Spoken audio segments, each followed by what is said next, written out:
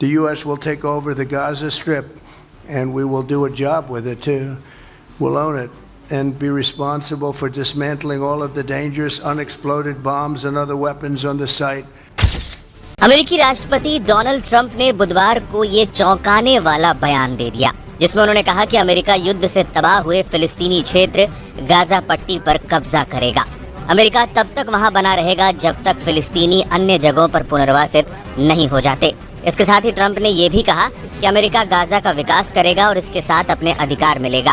Trump ने यह बयान इजरायली प्रधानमंत्री बेंजामिन नेतन्याहू के साथ एक संयुक्त प्रेस कॉन्फ्रेंस में दिया। इजराइल और हमास के बीच शुरू हुआ संघर्ष अब अंतिम दौर में नजर आ रहा है। इस बीच इजराइल के प्रधानमंत्री बेंजामिन नेतन्याहू ने सार्वजनिक तौर पर बता दिया कि वो गाजा पट्टी में क्या करने वाले हैं। खास बात यह है कि अमेरिकी राष्ट्रपति डोनाल्ड ट्रंप ने गाजा को यूएस के कब्जे में दिए जाने का प्रस्ताव दिया है। फिलहाल इस पर अंतिम सहमति नहीं बन सकी है। You are the greatest friend Israel has ever had in the White House.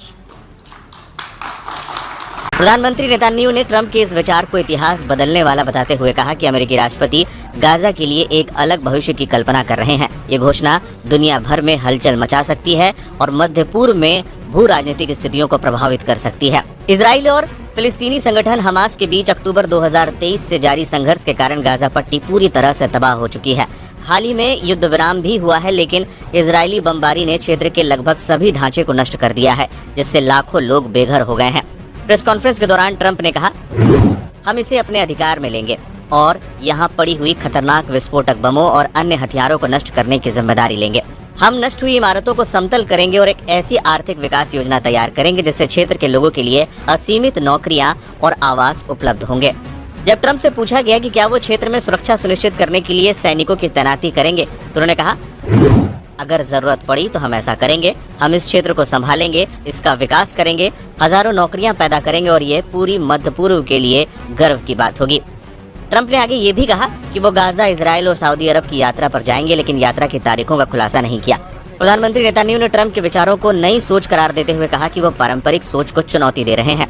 Netanyahu ने अमेरिकी राष्ट्रपति ट्रंप के साथ व्हाइट हाउस में साझा प्रेस कॉन्फ्रेंस की। इस दौरान इजराइल के पीएम ने कहा कि उनका देश गाजा पट्टी पर 1.5 साल की जंग के बाद पहले से ज्यादा ताकतवर हो गया है। इजराइल के गाजा में 3 लक्ष्य हैं। इजराइल एक समय सबसे ज्यादा ताकतवर है और ईरान के आतंकी एक्सेस सबसे कमजोर स्थिति में है। जैसा कि हमने चर्चा की थी, हमारा भविष्य सुरक्षित करने और हमारे क्षेत्र में शांति लाने के लिए हमें काम को अंजाम तक ले जाना होगा। गाजा में इजराइल के 3 लक्ष्य हैं।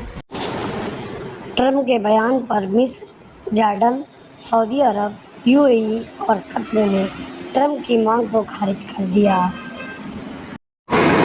पांचों देश का कहना है कि इस तरह की योजना से क्षेत्र खतरे में पड़ जाएगा।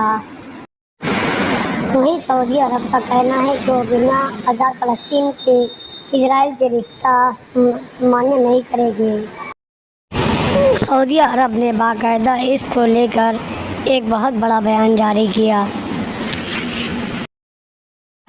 सऊदी अरब के विदेश मंत्री प्रिंस मोहम्मद बिन सलमान ने यह बयान जारी किया।